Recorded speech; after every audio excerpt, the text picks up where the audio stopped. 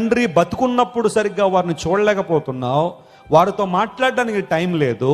తల్లి తండ్రి బతుకున్నప్పుడు వారితో సహవసించడానికి టైం లేదు. వారికి ఆహారం పెట్టలేకపోతున్నావు, కావాల్సింది ప్రొవైడ్ చేయలేకపోతున్నావు. ఒక రోజున వారు దూరం అయిపోయినప్పుడు బాధపడతావు, ఏడుస్తావు. ఇప్పుడే ఆ ప్రేమ ఏదో ఇప్పుడే చూపించు. అందరూ ఎలా ఉంటారని నేను అంటలేదు, జాగ్రత్త వినండి. కొంతమంది తల్లి తండ్రి చనిపోతే ఊరంతా పిలిచి భోజనాలు పెడతారు. అందరూ అనుకోవాలన్నమాట, అబ్బా ఈయనకి తండ్రి అంటే ఎంత ప్రేమ అండి, తల్లి అంటే ఎంత ప్రేమ అండి అని. కానీ ఆ పెట్టే భోజనాలు, రోజుకొక భోజనం తల్లిదండ్రికి పెట్టుంటే వాళ్ళు ఎంతో కాలం బతికుండేవారు. బతికినప్పుడు చూడలేకపోయి, కానీ చచ్చిపోయిన తర్వాత ఊరంతా భోజనాలు పెడతావు నువ్వు.